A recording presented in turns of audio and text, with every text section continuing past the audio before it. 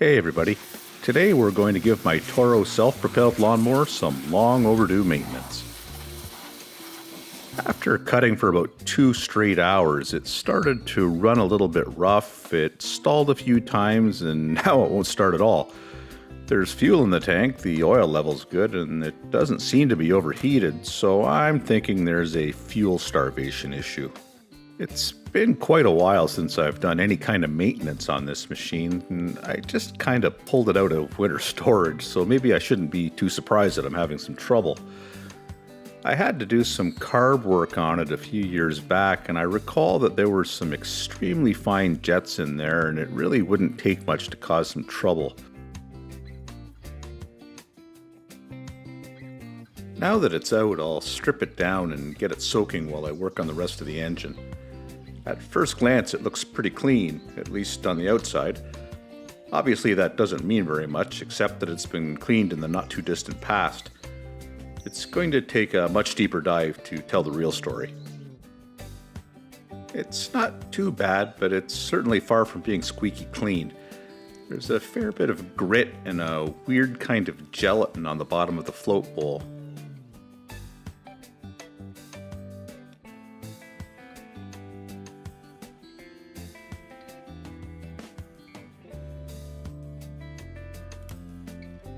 Flakes of shellac keep falling out of the threads as the main jet comes out of the body. It's definitely in need of good cleaning. I'm going to blow out the passages with penetrating oil before I soak everything in the ultrasonic cleaner. You can use pretty much any kind of fluid, even compressed air, but I like to see that the fluid is coming out of the little openings just to make sure that they're clear. I'm going to use household pine salt and Dawn dish soap at about 50 degrees Celsius to soak all the bits and pieces. I've tried all kinds of things in the past, but this combination seems to work as good as anything, and it's far less expensive than the stuff you can buy over the counter. I'll probably leave it in there for about 45 minutes. Okay, now that it's soaked, I can start to take it apart a little bit further. There's an unbelievably small jet that I can only get to from the top of the carb body, and it needs a little bit of special attention. I don't have a wire fine enough to pass through it, so it has to be blown out.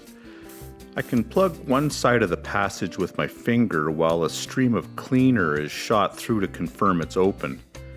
My first attempt didn't do much, but it did give way after a few more tries. I suspect this was at least part of the problem. This carburetor is really simple. I don't see the need for a rebuild kit.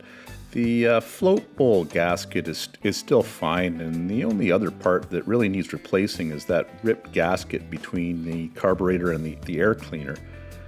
I learned a long time ago that it's way cheaper just to buy an entire sheet of gasket material than it is to keep buying dealer supplied, often special order parts. It only takes a minute to trace out and cut a new gasket. It might not be pretty, but it's just as effective. Now that the carburetor's been taken care of, I'll start on the rest of the little issues that I've been putting off. Before doing any kind of work on a lawnmower, the first thing you have to do is disconnect the spark plug for safety. The top of the mower comes off pretty easily to expose the important stuff underneath. I actually just replaced that pull cord a few days ago. The old one just wouldn't retract anymore. Even though this gas tank is plastic, it's probably accumulated all kinds of junk just from the refueling process. I'm a bit surprised when there isn't any fuel coming out of the supply line, even with a half a tank of gas in there. Now, I know that there's a filter inside the hose. I've never actually changed it, so it's not really a big surprise when I see that it's completely plugged. There's also some bigger debris plugging the outlet of the tank. So I'm going to give it a good flush with soap and water and a garden hose, and then I'm going to leave it out in the sun to dry for a while I go back to the engine and do a few more things. The mower has to be flipped on its side to drain the engine oil.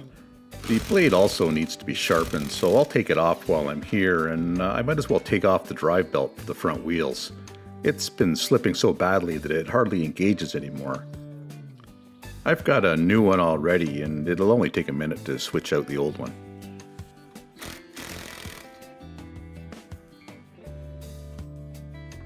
The blade is definitely dull, but it isn't chipped up too badly. So in a case like this, a hand file is really all I need to bring back the edge. It's been my experience that sometimes it pays to buy OEM parts.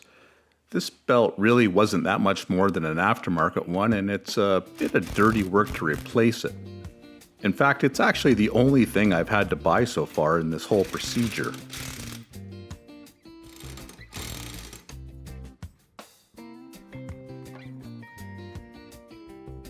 It only takes a few minutes to put it all back together. The carburetor has to be reconnected to the governor before being bolted into place. This engine has been running beautifully ever since the automatic choke was replaced with an old school cable and manual lever. I'd recommend that modification to anyone that has one of these engines. I've put in a new fuel line, and I've made a note to buy an inline filter next time I'm in town. I'll grab a new air filter and spark plug at the same time.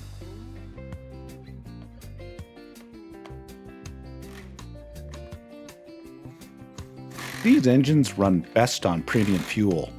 Canadian gas contains ethanol, which I try to avoid in all my small engines. Now, with fresh engine oil, a rebuilt carburetor, and a clean gas tank, the mower fires up immediately on the first pull.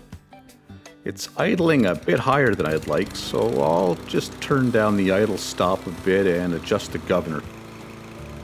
I kept those tools in my pocket, and I had to tweak the governor up slightly when cutting some long grass. It's running like new now. So that's it. Thanks for watching, and do me a favor and hit the subscribe button. There's lots more videos like this one on the way.